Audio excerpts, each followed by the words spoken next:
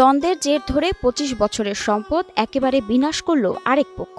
মেশিং এর শব্দ পাচ্ছি, গাছ কাটছে, কুড়ালের শব্দ পাচ্ছি, মেশিং এর শব্দ পাচ্ছি। আমি আবার এদিকে আসলাম একবার, আসা দেখছি গাছ কাটছে। আর দ্বন্দ্বের জের ধরে প্রায় ২৫ বছর আগে একজনের লাগানো আম ও মেহগনি সহ ১৮টি গাছ কেটে নিয়ে গেছে আরেকজন। জমির মালিকানা নিয়ে দ্বন্দ্বের জেরে এমন ঘটনা ঘটেছে বলে অভিযোগ রয়েছে। আম গাছ কেটেছে আপনার ১৬টা মতো, আর মেহগনি গাছ ছিল আপনার ৭-৮টা মতো, বড় বড় গাছ। এতে ৬ থেকে ৭ লাখ টাকার ক্ষতির মুখে পড়েছে গাছ মালিক। এক একটা গাছ আপনার মনে করেন যে ৭০-৮০ হাজার টাকা মেহগনি গাছগুলোতে আসবে, আর আম গাছগুলোতে আপনার ২০-২৫ হাজারের মতো করে আসবে। টোটাল আপনার ধরেন যে ৬-৭ লাখ টাকা ক্ষতি হতে পারে আমাদের। গত ৩ জুলাই সকাল থেকে দুপুর পর্যন্ত মেশিন দিয়ে গাছগুলো কেটে নিয়ে গেছে প্রতিপক্ষরা। স্থানীয়রা এতে বাধা দিলে কোনো সমাধান হয়নি বলে জানান এলাকাবাসী। ওই যে মামা গাছ কেন কাটছেন, পরের বাপের জমিতে কেন গাছ কাটছেন, একটা গাছ কাটছে গাড়িতে উঠছে, একটা গাছ কাটছে গাড়িতে উঠছে, মানে দিলে তো লেগে যাচ্ছে। চাঁপাইনবাবগঞ্জ জেলার শিবগঞ্জ উপজেলার বিনোদপুর ইউনিয়নের কালীগঞ্জ গ্রামের ইলিয়াস আলীর সাথে পার্শ্ববর্তী ফাইজুল ইসলামের জমি নিয়ে বিরোধ চলছে। এ নিয়ে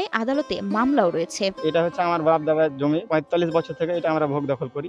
এটা আপনাদের রেকর্ড কালেকশনে একটু ঝামেলা হয়েছে, এই জন্য আমরা আইনের আশ্রয় নিয়েছি, কোর্টে মামলা করা আছে। অন্যদিকে গাছগুলো নিজের জমিতে থাকায় কেটে নেওয়া হয়েছে বলে দাবি করলেন জমির আরেক দাবিদার ফাইজুল ইসলাম। তবে গাছ কাটতে পরিবেশ অধিদপ্তরের অনুমতি নেওয়া হয়নি বলেও জানান তিনি। গাছ তো আমার জমিতে আছে, আমার জমির গাছ আমি কেটেছি।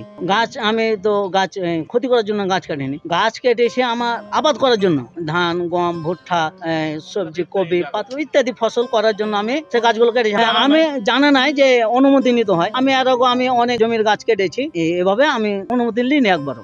বাংলাদেশের একমাত্র স্মার্ট সিটি বসুন্ধরা এখন আরো নিরাপদ, আধুনিকতায় আরো এক ধাপ এগিয়ে।